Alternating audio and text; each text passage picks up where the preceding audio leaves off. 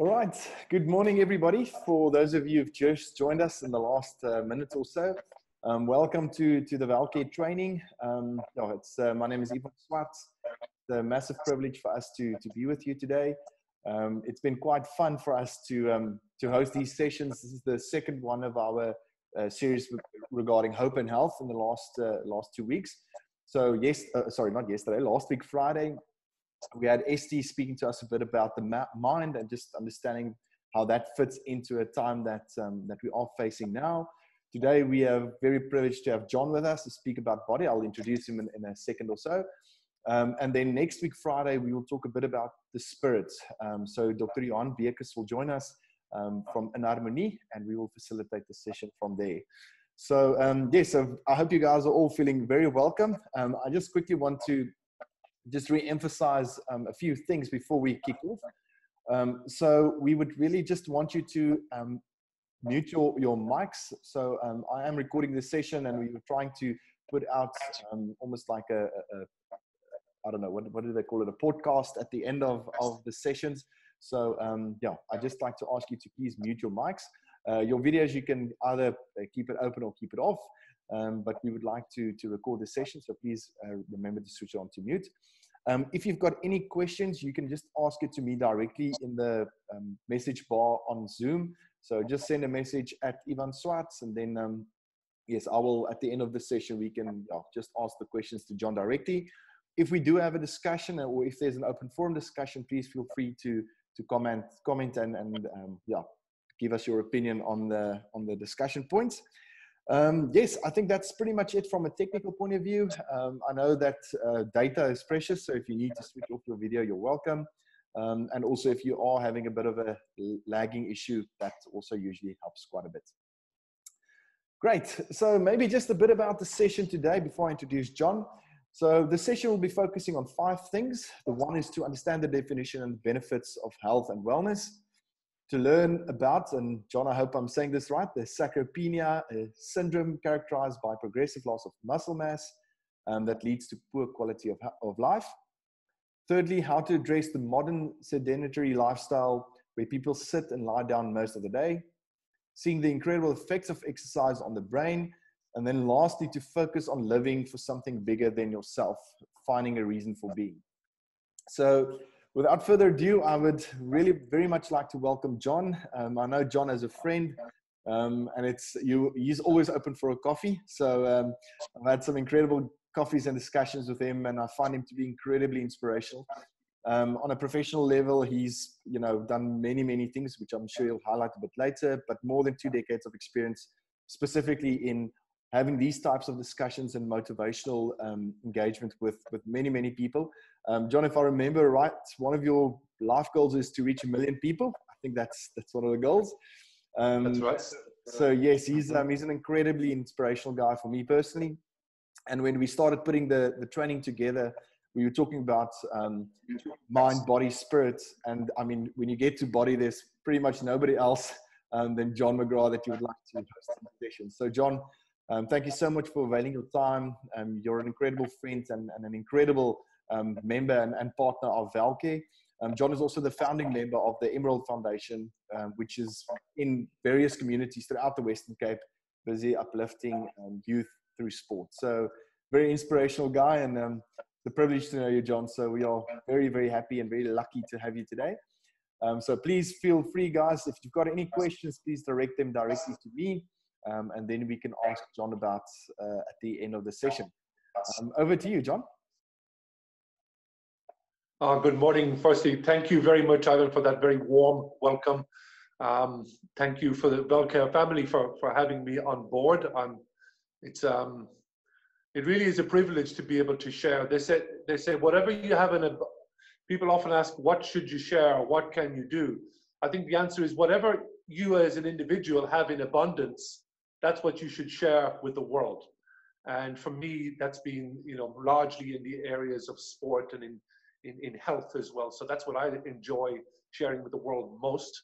And thank you for the opportunity to be able to do that. Because whatever you share and whatever you put out into the world, we do know that you will reap what you sow. So I'm really privileged to be able to do this morning. I mean that. It's very difficult just to stick with the body alone, because we do know that there's a massive connection between the two, between the mind and the body. This quote, original quote, is almost 2,000 years old. Mens sana in corpore sana. Healthy mind, healthy body. And that's a very, very, you know, I mean, we do know that the overall view is to get the mind, the body, and the spirit. Of course, the three is, but largely this morning we're going to work on the body with aspects of the mind as well, because they say that the mind is the athlete, the body is the tool. So it's very difficult to explore them just individually. But for the purposes of the presentation this morning, we'll focus an awful lot on the body. But one cannot escape, you know, the mind and the power that has once it's committed to, we spoke about earlier, to a particular goal. We can go to the next slide, please. I don't know if there was ever such a time where health was, you know, right in the middle of the picture frame. In some ways, it always should have been. This is almost a 2,500-year-old quote. To lose one's health renders science null, art inglorious, strength unavailing, wealth useless, and eloquence powerless. I think that really says it all. And only now are people, you know, beginning to see the value and the true importance of one's health. And for too long, I think we've ignored it. For too long, we've taken it for granted. For too long, we've kicked the can down the road on it and said that that's something we can straighten out at a later stage in our life. It's not. It's something that needs to be taken care of right from the beginning. And it's something that will reward you richly when you do. Just to, maybe the next slide, just to give a little bit of, as Ivan already said, he spoke a bit about the Emerald Foundation. This is our location in Bequeni. We have a gym there, as is our mission in life, is the physical, mental, and spiritual upliftment of South African youth through the vehicle of sport. And so that is the mission. Started off with just a very, very basic pieces of equipment and went from there. It's something I believe strongly in, you know, that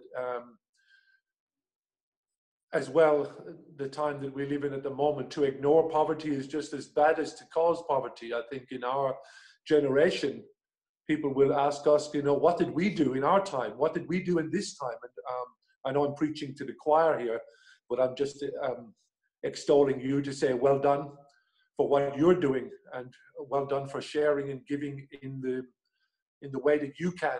This is the way that we can.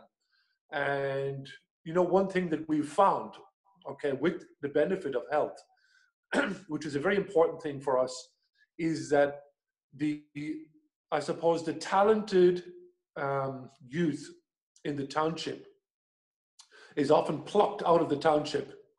They go to schools, and that's all great. I mean, the schools do well out of it, and the individuals do well. But unfortunately, the community is at a loss all the time. And one of the things we try to do is keep the youth in the community itself. And because I think we'll all be aware of the effect that every single person has in the community, particularly somebody who's bright, and somebody who's made aware, and somebody who's feeling confident, and somebody who's feeling positive. They hold an awful lot of people together. They hold schools together. They hold groups together, and they hold communities together. So one of the things that we found that every single day we still do a workout. Every single day we post it on a WhatsApp group what the workout is, and the guys do it, obviously on their own at the moment. But it has had a tremendously positive effect holding that community together, because the younger people are remaining positive, and they have buy-in into the society. And I think it's not any wonder that projects such as this, and I mean, it's only one that Valcare supports as well, has had a big impact on our community, that you see an awful less strife and an awful less difficulty in the valley that we live in comparison to, we'll say, the national situation. So things like that make a difference, not just the obvious differences, but there's an awful lot more going on as well, guys, than meets the eye. So well done, and thank you for all your support on that. We can move on next, please. Guys, I just want to, it's almost impossible to discuss health and wellness in the vacuum of, you know, without discussing the virus. And this is one statistic that from Italy. And so what it says is that those who died, almost 50% of them, let's call it, had 3 or more pre-existing illnesses or conditions. 25.6 had 2, and 25.1 had 1. And so only 0.8 who died had no other pre-existing conditions. And the factor here is that I think the average age of the person who died was 79 years old in Italy. This was the average age. And the average life expectancy is 80. So these are very important statistics to be able to bear in mind. So if you had, if you were unfortunate enough to get it even at a very old age, if you were unfortunate enough and you were healthy, your chances of successful outcome were incredibly high, incredibly high. So that's one of the reasons, you know, I don't want to discuss it in a void, that if for no other reason, just to stay alive, but it should be more about that. It should be not just the, in fact, if this graph shows anything, it shows that people are living longer lives, but not necessarily better lives. Our lives have been made a little bit longer due to very good medical care and medicines and technologies in that regard. But is it a better life? For most, it's actually not. And so it's not, as the saying goes, it's not the years in your life, it's the life in your years that really, really matter.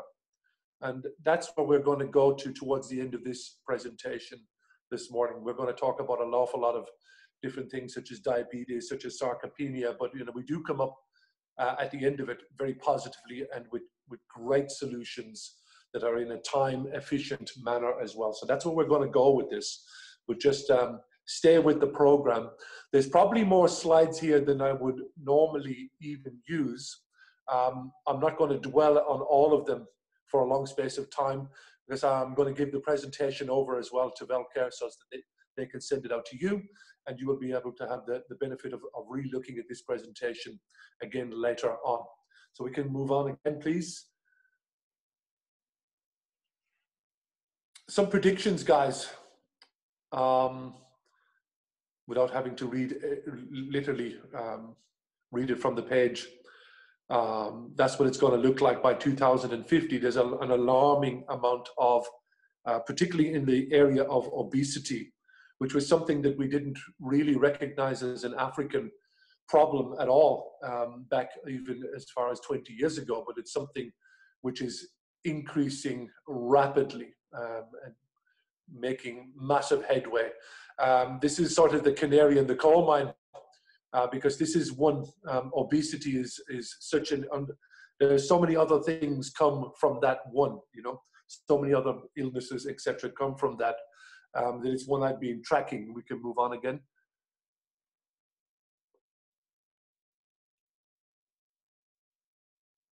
Obviously the other ones, these are some of the sedentary lifestyle, overweight, junk food. We speak an awful lot about food as we go forward as well, of what it is and what it is not.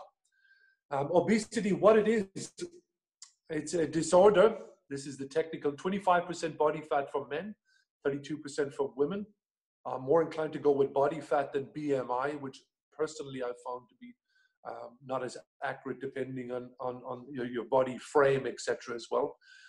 So as it says in the bottom, all the other serious health problems, obesity increases those. We can move on again.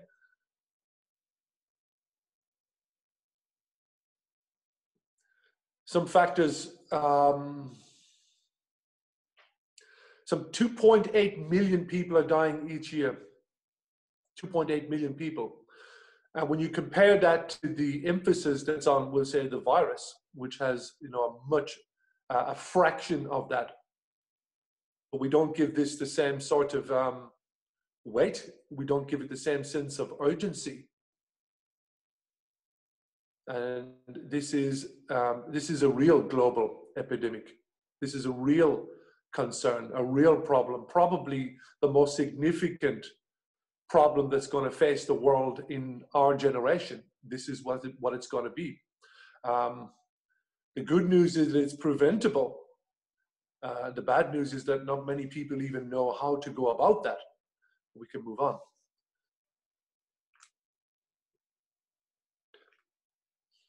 So this is some of the charts we put together. You can see in men from 1975 to 2014, and believe me, from 2014 to 2020, an awful lot more has been added. That curve is not just linear, that curve is going exponential.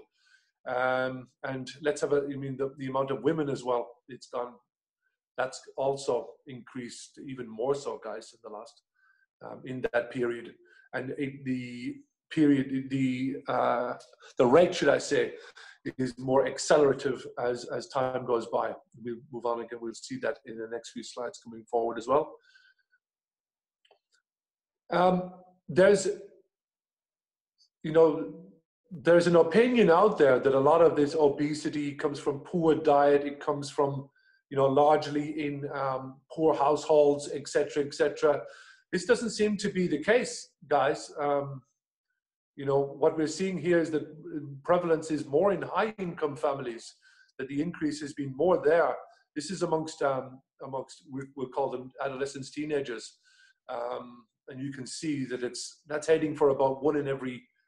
By the time 2020 is here, it's probably heading for about 1 in every 5. So you can see that it is more in the higher incomes. This is the prevalence in the United States of adults, and it's a projected figure that 1 in every 2, 50%. You can see the curves are starting to go exponential. The projection for in the next 10 years is that 1 in every 2, 50% of the population is going to be obese. That's pretty alarming. And I can tell you Africa is making massive headway into those curves as well. It's not something that we're way, way behind in anymore, trust me. We could go on.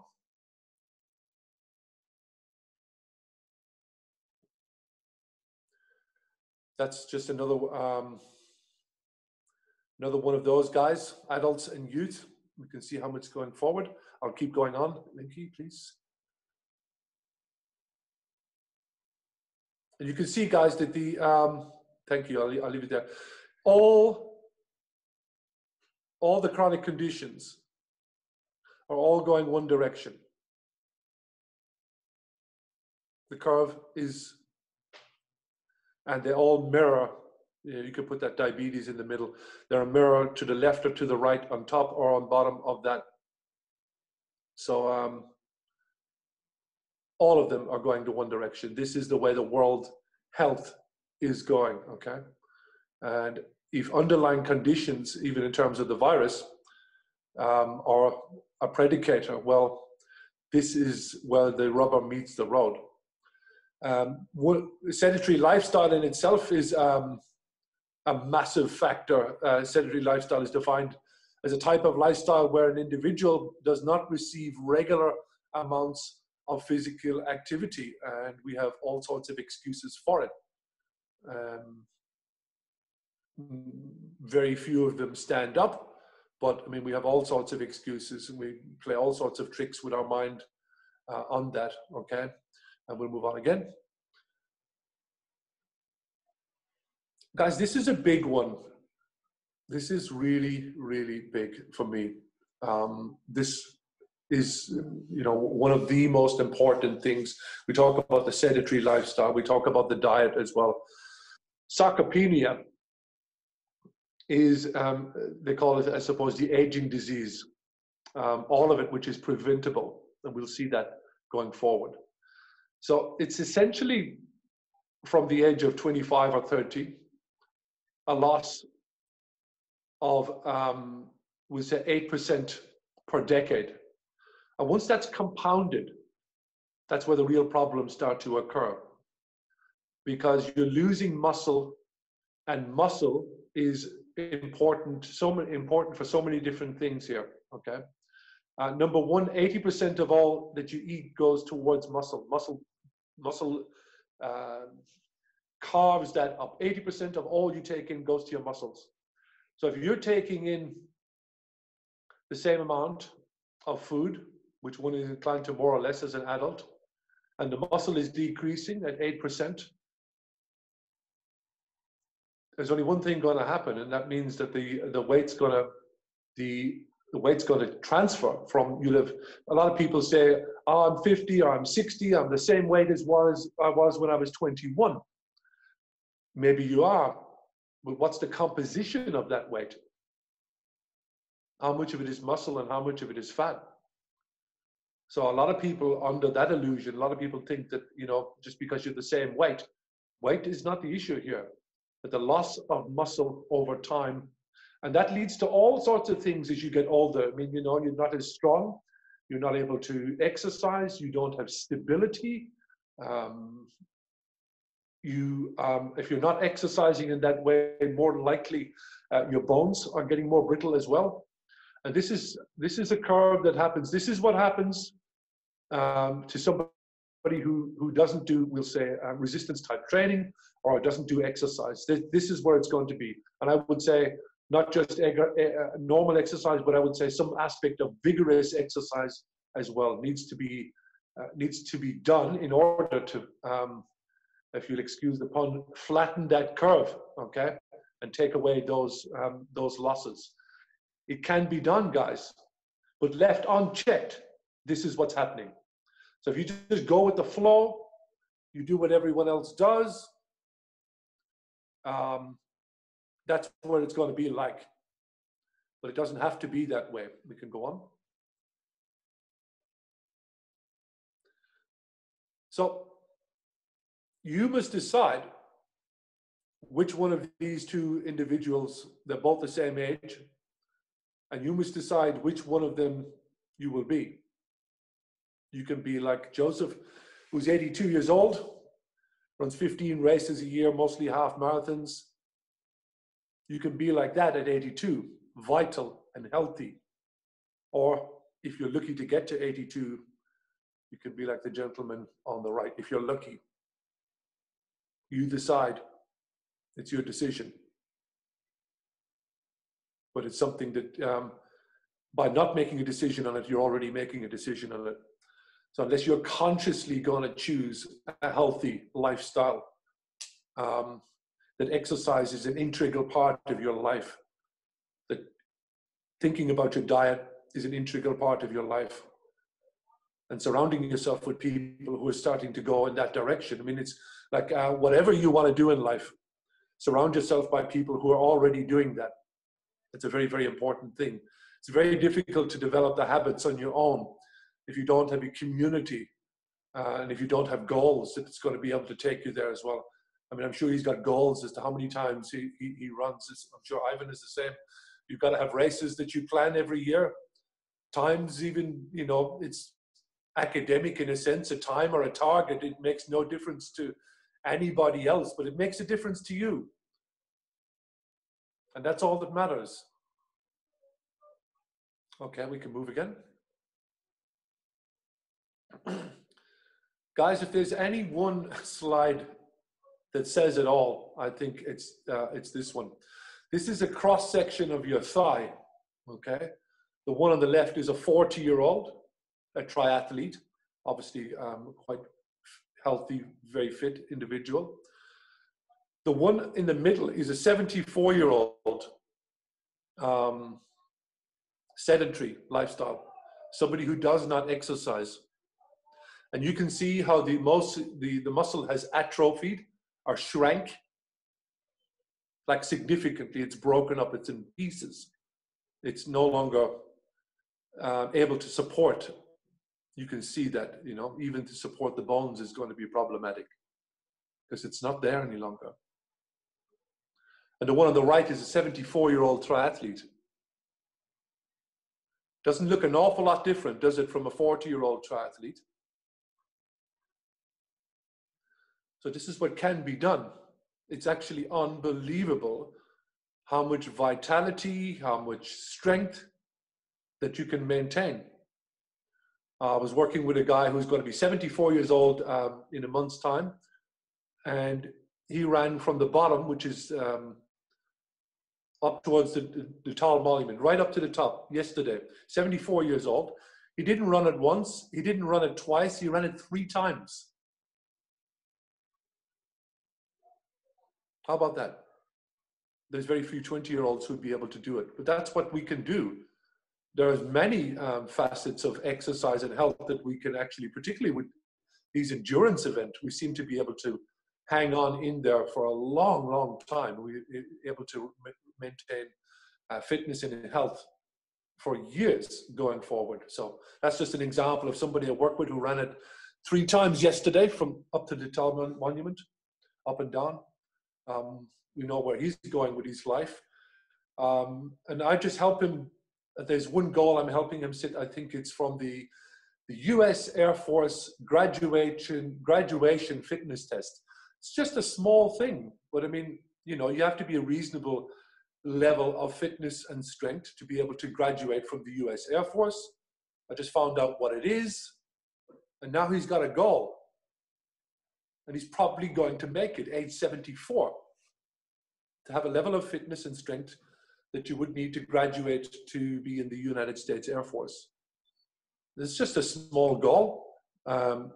It's just, for anybody else in the world, it might sound arbitrary or meaningless, but to him it means a lot. It's just a small example, guys, of the ways you can use goals like that, use small things to pull you forward. That's what gets you out of bed in the morning, because otherwise, if you don't have goals for your health, you're probably not going to get out of bed, you know. If you don't have goals, if you're not accountable to another group of people who exercise, somebody who's going to train with you, that's very, very important to, I mean, like we said earlier on, to surround yourself by those who are already going in that direction. It is, I suppose, a fact that people get unhealthy together and people get healthy together in groups. We tend to do things in groups. We are a group. And our intention is to do, using different mechanisms and ways, things in the community. We are a group who's already doing that. And that's the power of a group. We add momentum to each other. And we encourage and help each other and facilitate each other in different ways. Being healthy is no different. And there are groups and there are individuals who will help you with that. And there are groups and individuals who will pull you back. You must decide. Okay, we can move forward again. That's a significant slide, guys. That is really significant. Dieting. I believe at the moment there's more than 3,000 diets in the world. If one of them worked, I think there'd be no need for any of the rest of them. The yo-yo effect was most people will start on a diet. A couple of weeks later, done. And then back again. You know, what happens then, of course, is that the body's ability to burn, the metabolic rate, etc., decreases as a result. The body says, I only need X amount. That's all I'm getting. So I'm going to slow that down. You increase weight again. Then you go on another diet. And so the pattern repeats itself. Okay, that's called the yo-yo effecting. Okay? Most people will go through their life having 8, 10, a dozen of those diets in their life. Short-term effective, long-term ineffective, long-term probably unhealthy. We could move on, please. Guys, they say that as to methods, there are many, but principles, there are few. So there are 3,000 diets in the world. You know, that's just a method. It's a different method.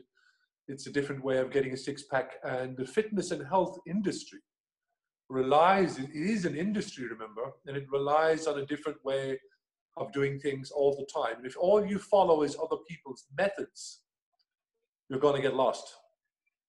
You've got to stick to principles. This, for me, intermittent fasting is a principle. I wouldn't put it up there unless I used it myself. What this one is just a very basic one. It's called the 16-8. So most of the time, I will eat only between maybe 11 o'clock in the morning and 7 o'clock in the evening. Sometimes that's 12 and 8. I don't always do it, but I do it a lot of the time. I do it in large chunks.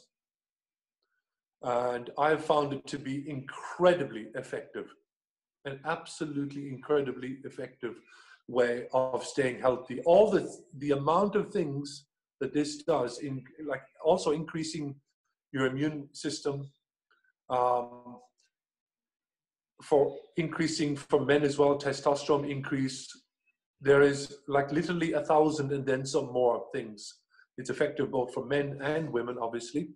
But I have found this to be a principle that I will probably always stay with. Okay, so there's a little bit of adjusting to it in the beginning. Maybe you shouldn't just jump in at 16-8. Maybe you should start at 12, 13, 14, increase it over the course of a week or two. There's a lot of athletes following this principle as well. So literally your body, our bodies were body fat burning machines. That's what they were in the past. But in the advent, we eat all the time. We eat all day, all evening, all night in some cases. Okay, so the body never gets a break. And I mean, fasting is a principle. Not only is it a physical, but also a spiritual principle. So again, there's the crossover here. We're not talking just about one thing. There's more than one principle involved here, more than one thing involved. So this for me works like nothing else. I've never had anything else that works as good as that gives me those results, that increases your energy. It is really, really amazing principle, guys. So we're already starting to get into some of the solutions here. And for me, intermittent fasting is absolutely wonderful and amazing principles. There's an awful lot of information online about it as well. I'm sure you can check it out. We move on to the next, please.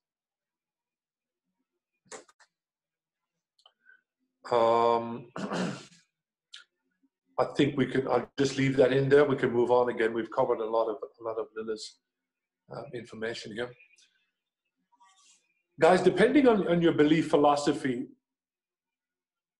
and how long we've been here on this earth, let's just say we'll agree that it's thousands of years at least. And for 99% of that time, we ate and drank in a certain way. And I would say right up to our grandparents' time, regardless of who's listening this morning, I would say your grandparents, all the food that they ate was organic. A lot of it they produced themselves. That the water that they drank was fresh. So everything that they ate was organic and fresh. So you contrast that to how we're living our lives. So for 99, I would say 0.9, you could put in there, percent of the time that human beings have been here, we ate and drank in a particular way. That goes back to the fasting as well. I mean, for an awful lot of that time, there was no breakfast when you got up. Breakfast was something, that you didn't have. You just went out and you farmed or you hunted, or depending on the particular time and place in history that you were in. So I want you to contrast that to where we are right now and what our grandparents will say ate. And I want you to walk into a modern day supermarket and how much of that is in any of the middle aisles, how much of that food is in there. Hard to think about it, isn't it? Hardly anything, if anything. So we no longer eat plants, we eat food that's produced in plants. We're not eating real food. We're eating products. And our bodies are designed to eat real food.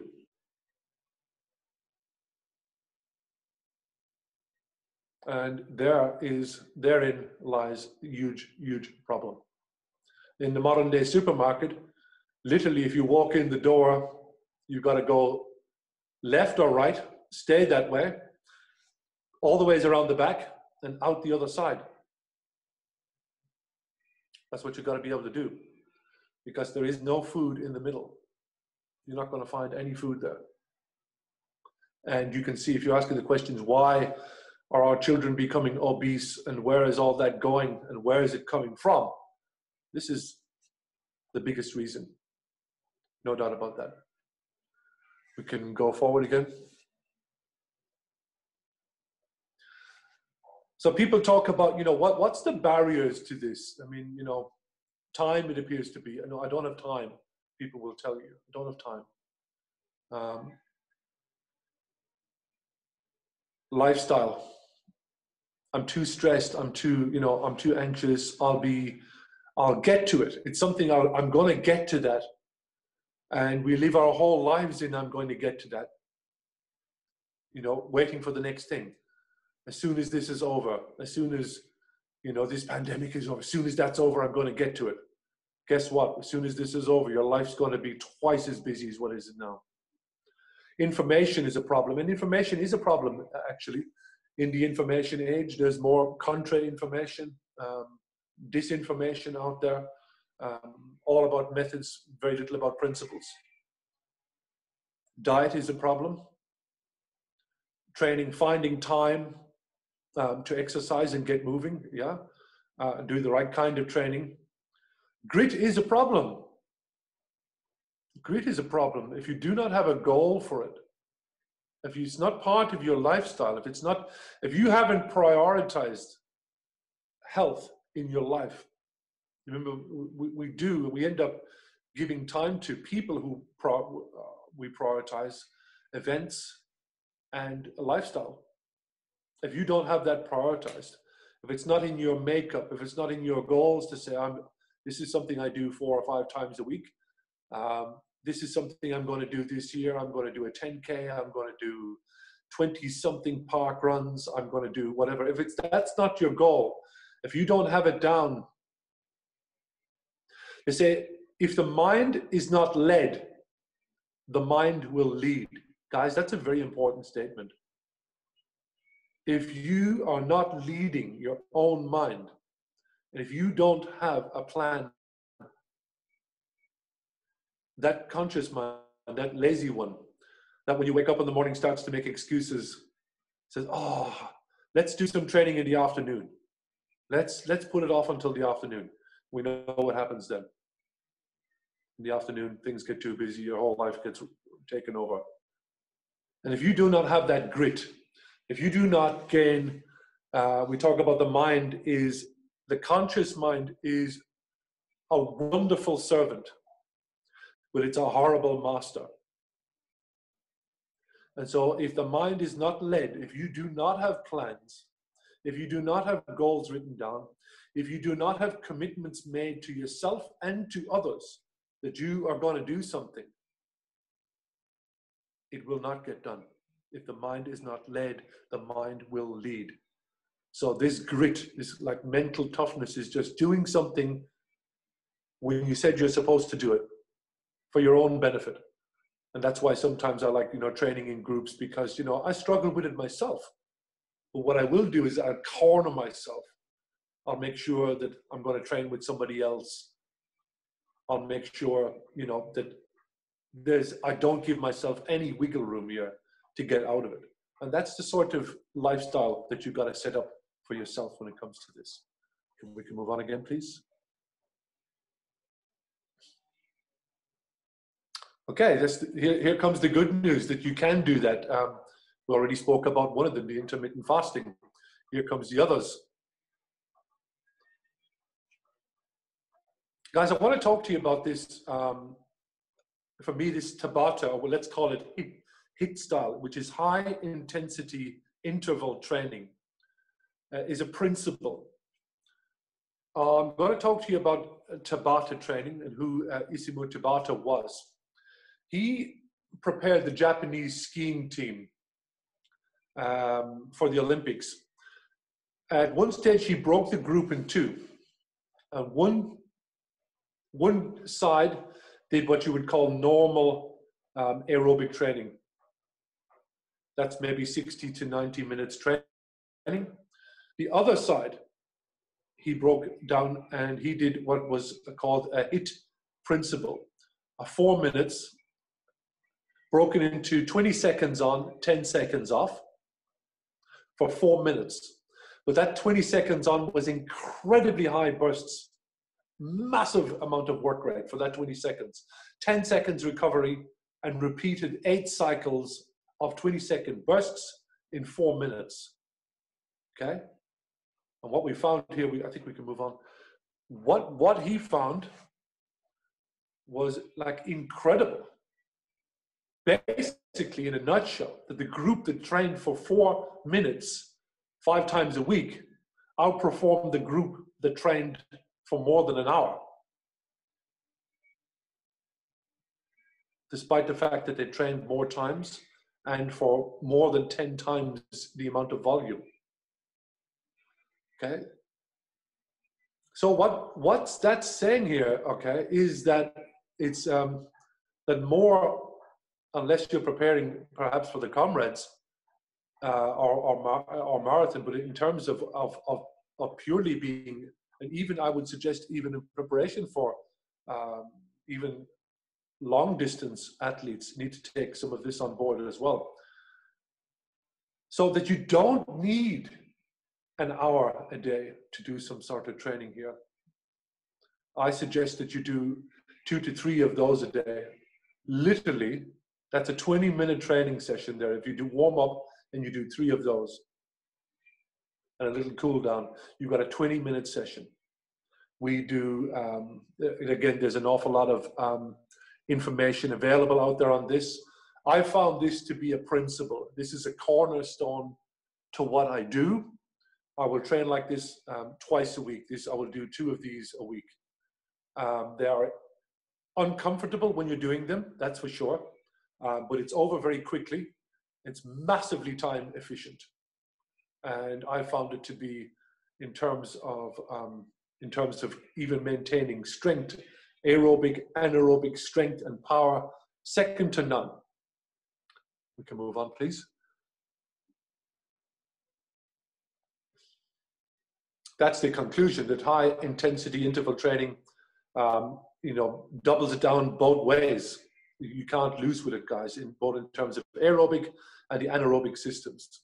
It has more impact on both of them. So that's something too. Okay. When you're choosing these exercises, they've got to be, I think the important thing is that they're whole body exercises more often than not. Exercises which you love, such as burpees, squats, lunges, sprinting. Sometimes I wouldn't advocate this in the beginning, but later on, sometimes I even reverse the Tabata. That would be like 10 seconds on and 20 seconds off, which you would have to be at a station, perhaps like an exercise bike or something where you can get power on immediately, not even take 2 or 3 seconds to get into it. So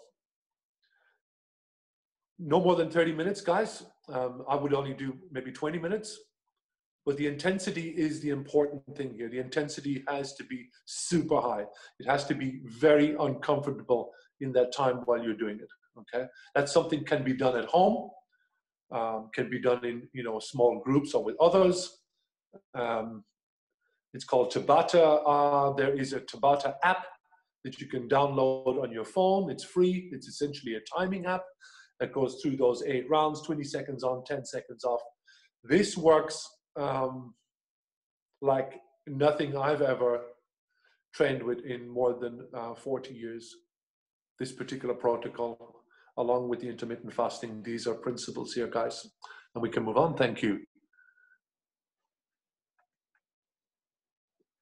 I'm going to talk to you about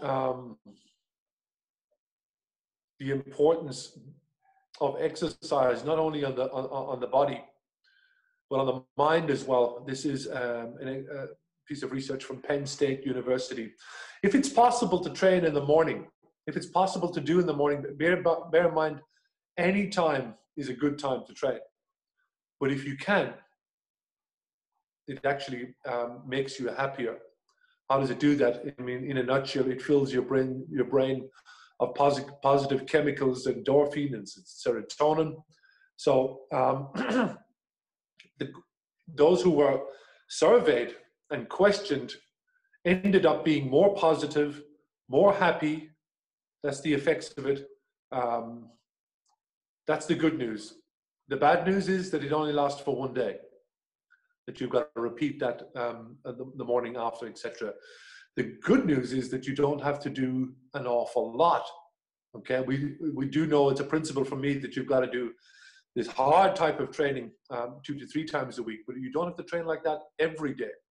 So physical activity changes your state. So this is a tough time, you know, this is a challenge time, but we can see this is what happens to your brain, guys, after a 20-minute walk. One is sedentary, sitting quietly, and the other is 20-minute walk. So you can see that it's possible for you to change your state, to become more positive, think differently about the world. I guess if you're more positive, the chances are that you're going to be more positive with everybody else. So the positive cycle begins. That's from the University of Illinois. That's a choice. You got time to do 20 minutes for a walk, or you don't. That's a challenge you. If you say you don't, then you're not being serious. Everybody's got that time. It's a question of, are you prioritizing or not? So the effects are, I mean, it's unbelievable, the effects. You're literally a changed person. We can move on.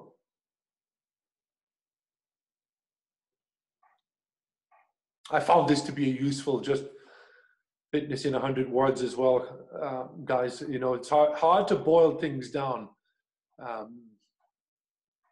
to make things simple, to make an explanation simple, rather than, don't give me a book, give me a page. Yeah. So eat meat and vegetables, nuts and seeds, some fruit, little starch, and no sugar. I mean, there's a lot on that line even in itself. Keep intake levels that will support exercise, but not body fat. Practice and train the major lifts, you know, as well. It's important as well that we do have weight-bearing exercise, whether that's a dumbbell, whether if that's doing jumping lunges or box jumps. It's important that we do have that type of training. You know, do something all of the time to, you see, if you don't use it, you lose it. That's why kids can do cartwheels, etc., but at age 30, 40, 50, we can't even begin to think about doing stuff like that. But it actually is there. If you can bring it out, it's there.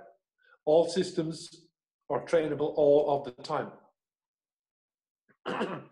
Vary the type of training you're doing as well. Excuse me, guys.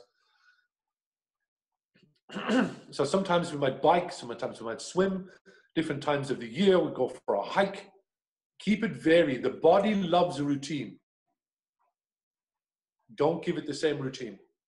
5 or 6 days, keep it varied, and keep learning new things all of the time. It's very, very important. We can do that. We stop doing things. The age of 30 or 40, we just stop, particularly in relation to physical. People stop doing stuff, and your world shrinks to the level that you allow it to. So is your world coming in, or is it going back out? Are you going to use this time, perhaps, when you have more time? Are you going to use that as an opportunity here to do something new, to pick up, a sport you did, or a recreation that you did? Again, that is down to your mind. Are you going to employ the growth mindset or not? We move on again.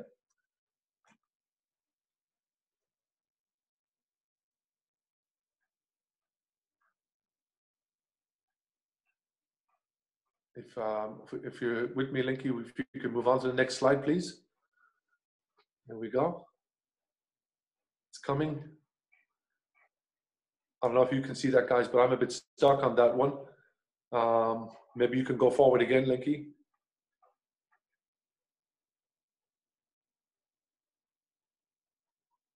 I'm just going to keep talking for a while. If you can keep working on that, we're almost there anyway. Again, guys, it's going to come down to what sort of mindset. Have you got a fixed mindset that says that, that this is how it plays out, this is how life goes, this is what happens to the majority of people, this is the way my body is going to end up? We know that there's a connection between the two of them. Or is it going to be something, are you going to say, I'm going to do something different? And that decision will be, have you got that growth mindset, or have you got a fixed mindset? Are things in stone, or not? I look at the work of Dr. Carol Dweck in Stanford University. She carries on a lot of that research on the fixed mindset and the growth mindset. Once you are open up to a growth mindset, your mind already begins to put the new neurological pathways down, new ways of doing things, new ways of conquering things. Literally like the roots of a tree, it finds a way around, it finds its way to connect, and it finds its way to develop. So you get all of this. Thank you, we're here. I think I've gone over most of it. The fixed mindset says that things are static. We avoid challenges, we get defensive, all of those. We ignore feedback, feel threatened by the success of others. So it is largely a decision. Are you going to be which side of this box are you going to be on, the left or to the right? If you have the growth mindset, things can be done, things can be reconquered. I can get back to doing cartwheels or pull-ups or chin-ups. I can do it. I did it before, I can do it again. I'm going to get feedback. I'm going to learn from that, call it constructive criticism. I'm going to be open to that. And I find inspiration and success. I look for the inspiration and success in others. I celebrate it in others, because, if I can't celebrate it in others, well, how can I celebrate it myself? How am I going to be able to do all of those things if I can't admire and celebrate the fact that others of my age or in around that, or older or younger, can get to do it? So as soon as it's a mind shift, call it that as well. We can move on. Linky, thank you.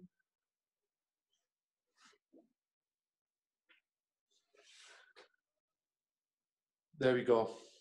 One suggests that failure is an opportunity to grow, and the other will suggest that failure is the limit of your ability.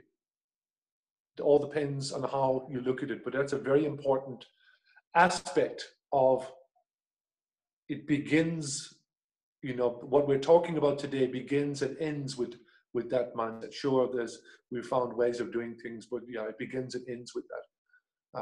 I know we're almost there, Linky. We can move on again.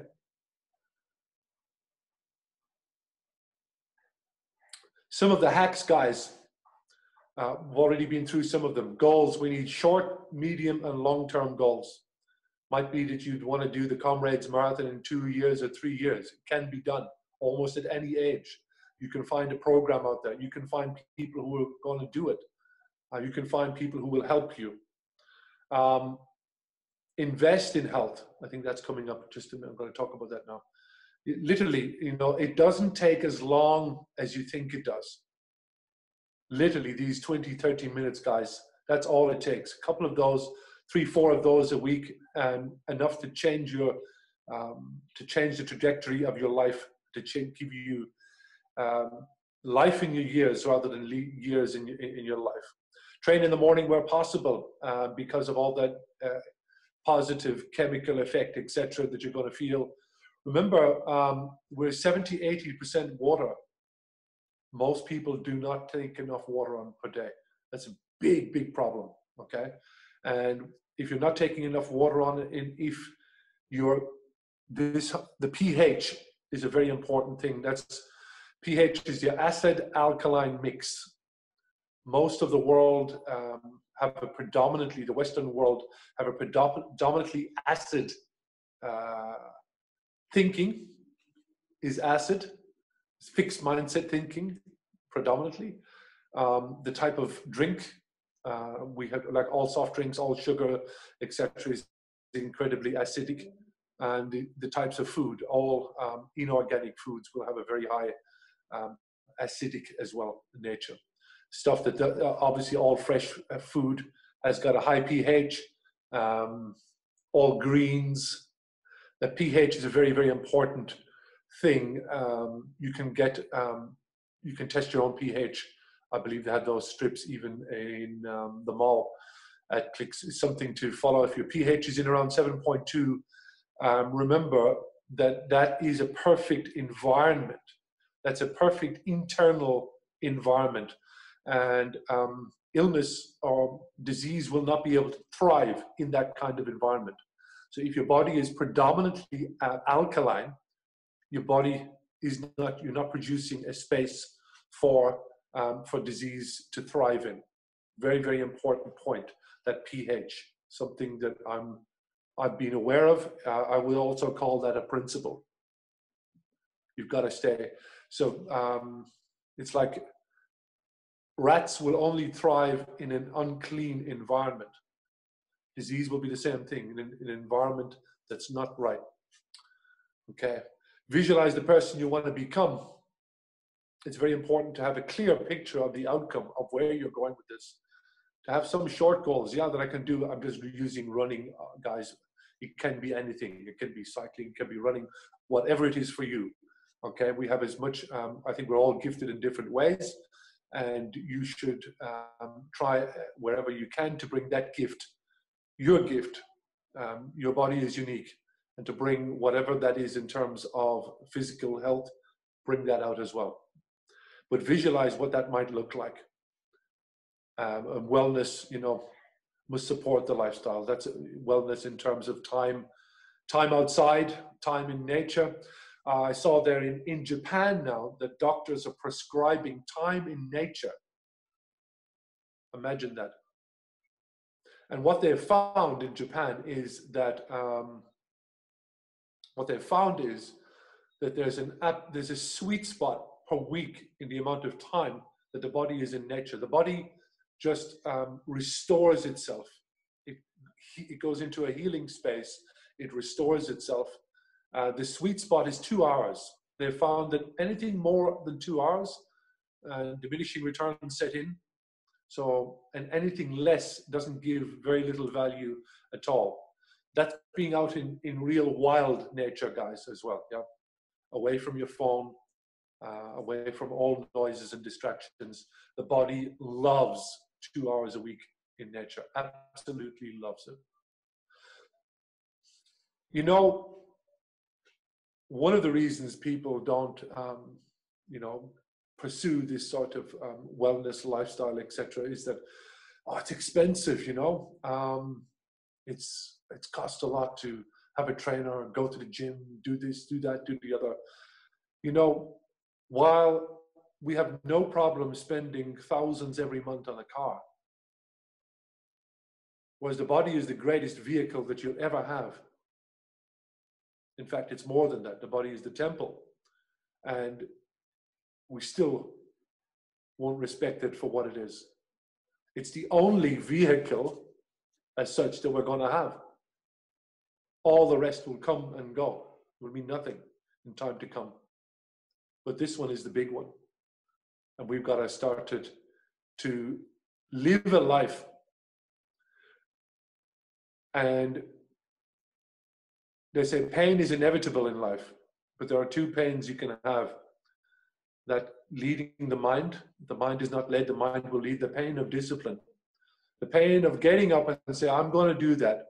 It's not a good morning outside, but I'm going to do it anyway. That's the pain of discipline. Or you can have the pain of regret. And the pain of discipline weighs ounces. The pain of regret is measured in tons, guys. And I think I'm going to leave it at that. I think we're pretty on time in relation to that.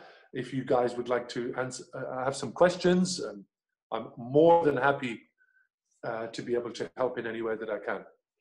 Brilliant, brilliant. Thank you so much, John. Sure, and we'll do the thank yous at the end. But maybe let's jump into some questions. I see that Amy had a question on intermittent fasting. She asked if you can drink water or coffee in the morning. You can drink water or you can drink black coffee. I would not drink black coffee every morning on it. I mean, anything that's got anything that takes the body out of the fasting state. You know, you're taking it out of that. You want to keep the body in the fasting state. So if there's any calorie, anything will take it out of that. Yeah. So if you do have a coffee, it must be black at least, because if there's some milk, tiniest piece of milk, or I mean, needless to say, sugar, it takes you out of that space. There's coffees that you can get. They're called, isn't it the Bullet or something as well? That you can see those at various coffee shops. I think that's got some fat in it, so there isn't a calorie in it, and it doesn't apparently throw you out of that space. I prefer just to drink water. That's my own. I don't drink teas on it. I don't drink coffees on it. I just keep it water, and I'll drink a lot of water as well in the mornings. So the great thing as well is if you can combine this as well with an exercise program. Suppose you go for a 20-minute run, 30-minute run, or you do the high intensity program. The body has no fuels. So the body is going to start burning fat because that's the only thing that it's got. Hasn't eaten overnight. There's no foods really left in the system. So again, you get the body becoming a fat burning machine. It becomes very, very efficient and very good at that. So the simple answer to the question is yes, water. I wouldn't drink too many coffees on it. All right. Awesome. And then from Angeline, she asks, how healthy are shakes or meal replacements? Again, it goes back to our visit to the supermarket. A meal replacement is what is supposed to be. I mean, that is the very occasional time that you should replace a meal for what that is not very common. A once a week scenario, perhaps. You can't really replace a meal with anything else apart from really wonderful fresh food. I'm not an advocate of any of this other forms of don't eat a meal. Here's something, we have a meal replacement, and people do that 2 or 3 times a day. That cannot be healthy. So in my world, a meal replacement is fine for what it's supposed to be, a very occasional time where you miss a meal. But otherwise, guys, we've got to get back to basics here. We've got to get back to eating, and I would even go a stage further, even growing your own food if you can. It's time consuming, etc. But I can tell you the taste of something you grow yourself tastes an awful lot different. So, and I know time is a problem. Time is a problem for me too, but it's something that I'm big on. Brilliant. John, then we've got a question from Liani. She asked that I've heard that the hours of intermittent fasting are different for women. Is this true? And if yes, how many hours are ideal? No, I wouldn't say that it is different. I mean, there are many different ways of doing it. Um, I wouldn't say it's in any way significant. I would say play with that, play with it yourself. But I think 16-8 appears to be the magic spot. That's where it's really the benefits come. It appears to be the spot where you can, yeah. So if you do that 16-8 and you stay on that, and you're able to do the exercise program that we spoke about there, it's virtually impossible to put on weight. Your body becomes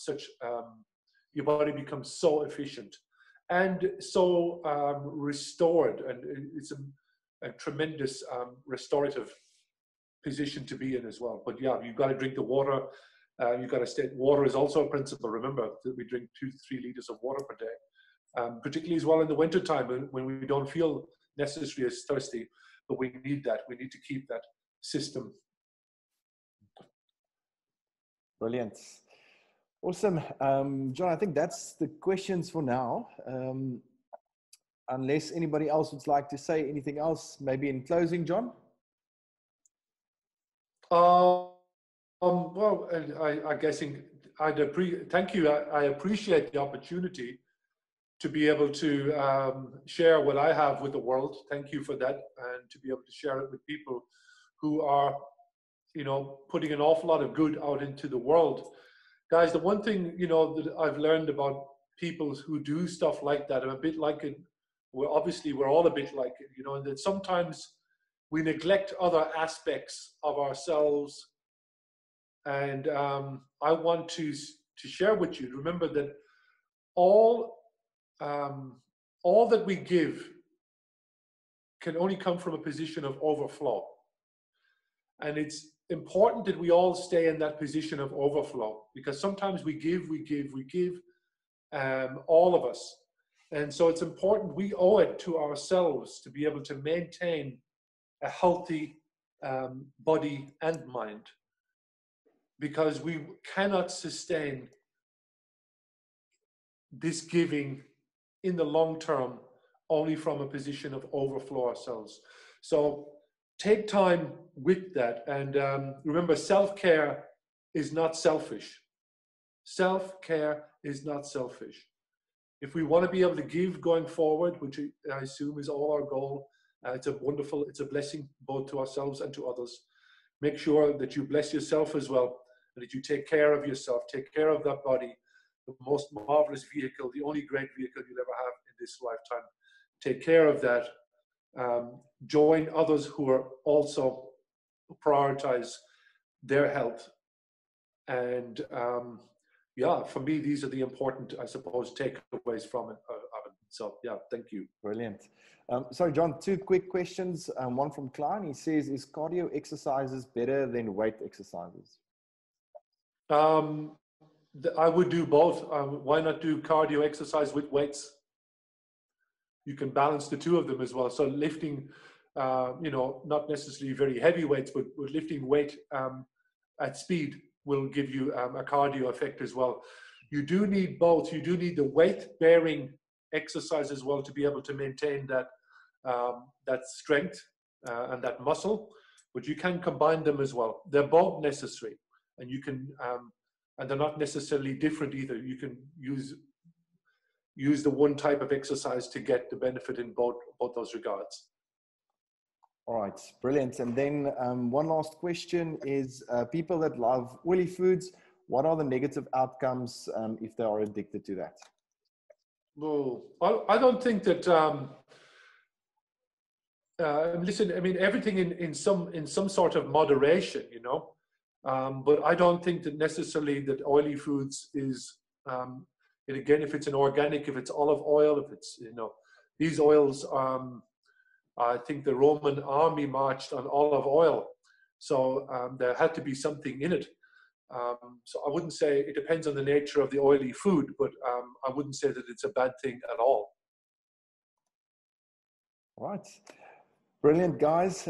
John, thank you so very much for your time and for leading us through this presentation. It was extremely informative, and You know, I've been lucky enough to be a result of some of your inspiration in terms of exercising. And yeah, I mean, for a couple of years ago, I would never have dreamt of running a marathon, and I think I've done about 5 now in the last year or 2 years or so. So it's definitely something that anybody can do.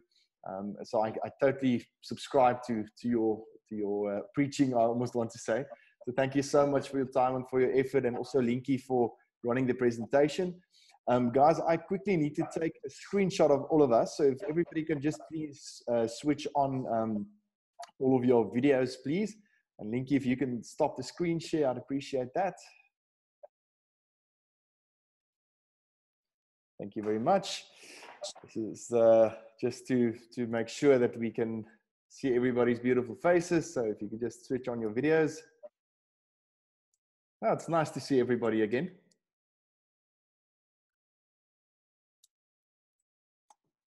Give a couple more seconds. Everybody can just switch on the video, please.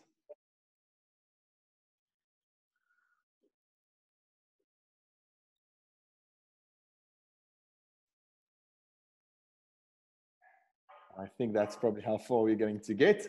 So please just have a quick smile.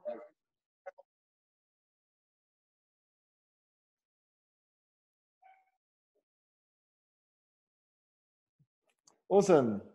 Thank you very much, guys. I appreciate it. I will send in the comments box. I will send the link to the YouTube of yesterday's, last week's session. So please feel free to access that. We will also share it on all our media avenues, and we'll also put John's one out. We'll just edit it slightly and then also put that out. So thank you very much again for joining us. We'll see you again next week. John, thank you very much for your time. You've been amazing. Really appreciate your time. Thank you, Alan. Thank you, guys. Thank you so much. Thank you, guys. Cheers. Bye-bye.